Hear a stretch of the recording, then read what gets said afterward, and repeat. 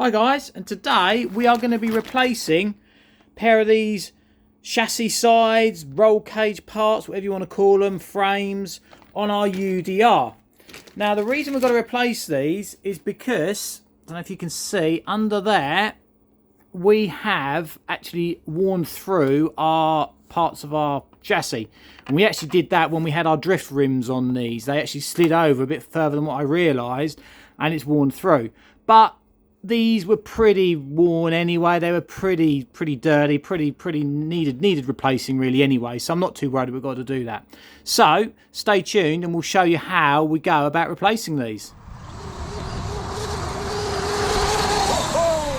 Can't keep the nose down. Were you flat out? Yeah, asking for trouble doing that.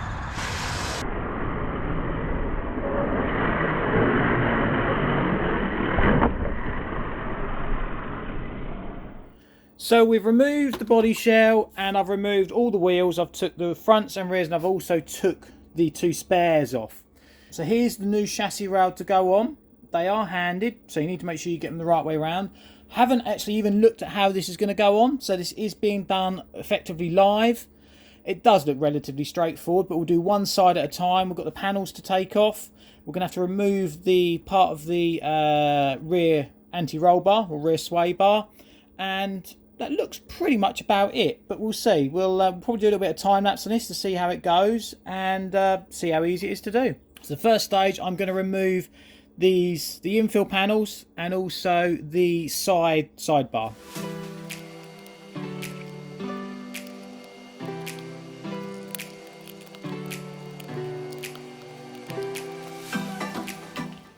So that is all our side panels off now. I'm then going to move this sway bar mount. So the next thing I'm going to do, I'm just going to systematically undo all these side screws on there.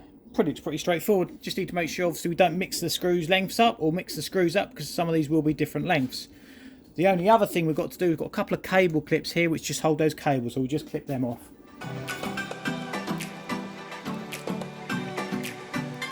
We've pretty much got all these bolts off from around here. Points to note, you've got a larger bolt here which obviously holds the lower control arm. You've got to remove that. But also you need to remove this part. Now it's not always obvious because there's actually another screw through the middle of just at the top of the fore. So you just need to make, I made a small slit in there that I can then put that through, and that then just comes off like so. So that's pretty much the front part of the frame removed, and I just now need to work on the back part. And we'll need to remove it from here. I'm not exactly sure where it ends, but I think it ends somewhere there. And then we've got two screws at the back here, and I'm not sure how I'm going to get to them. Whether I'm going to have to remove this part or not, I don't know. Hopefully not. And there is just one other screw that I've noticed, which is holding the limit strap on the back, which we just need to undo. So there's one on top, and there's also one underneath there. So that is the frame off. Pretty straightforward actually. What I've tried to do, I've tried to keep all the screws where possible. Yes, a few have just dropped out, but I've kept them in here. So I'm now going to transfer them over to this one so I know the lengths and get the correct lengths in there. And I'm also going to use this opportunity just to give a bit of a clean up, because I've now got this side, I've got some good access to some of the parts. So I've transferred the majority of the screws, not all of them, a couple have fallen out. We'll just work out where they go in a minute. I'm now going to offer this up into place. The only bit we're going to have to be a little bit tricky about or aware of is how obviously this shock mount goes in there. But we'll just get a few screws in just to get it in place first of all. And one of the ones to be aware of, the longest one, is actually this top one here, which goes through two parts of the chassis.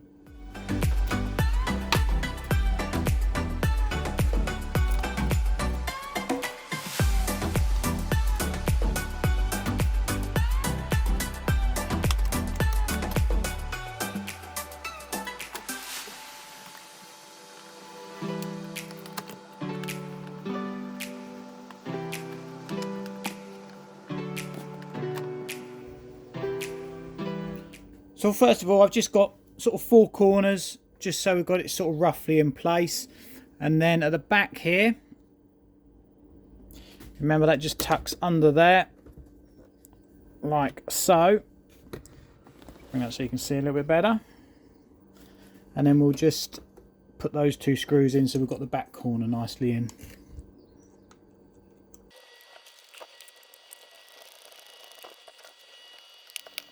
So we've got the back's all screwed up tight, that's all fitted. Now I'm going to look at how this goes on. Of course, if you're unsure how any of it goes together, you can look at the other side, because you've got an exact mirror on the other side of your truck. But basically, we have one part hooks onto there. Okay, I lied. The longer screw actually goes through here. Now, just to show you how this part goes in, it actually, if you can see, it actually hooks onto there. You then have a screw which goes through the top of it just there, and then we have a back one here, and I think that's actually where, I don't know if you can see on the other side, that's where this number fin goes on. It's where that goes on. So it's pretty straightforward, but you just need to make sure you get them right. And as I say, this long bolt goes all the way through there. So it's pretty much all bits are back on. We'll just tighten all those screws up now. So we're nearly done. We've got all the screws on, pretty much anyway. Now, when you put this fin on, this bolt goes through there, but it also retains your additional damper on the back. So make sure you locate that first, and then that just goes through there, like so. And then the top one just goes in that hole there. We then just need to fit our limit strap back on. So the finishing touches now are just to put the rest of these panels on. You'll see I haven't actually put the rear sway bar on because I'm just going to leave it off because I'm going to do the other side after I've done this one. So we're just going to put these bits back on.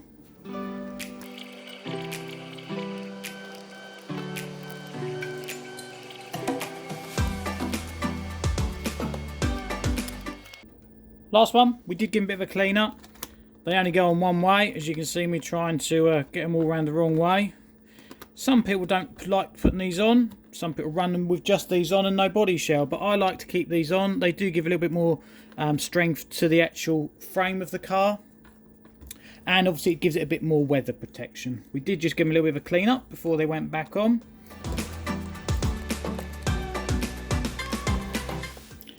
The last part to go on is the side rail. We'll get it the right way round.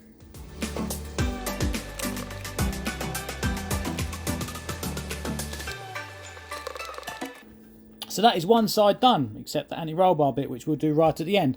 So now off camera, I'm going to replace the other side, and then we've got a couple of finishing touches to do, and then it is job done.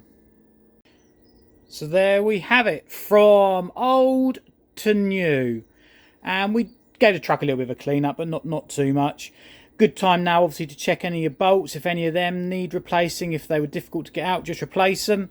If they are packed with dirt, then just use a small scalpel or something to clean them out. And again, if you wanted to upgrade to stainless steel bolts, now would be a good time to do it. But that's the frame back on. That's much more rigid now. Massive amount of difference there, because obviously we had that damage on that bit there.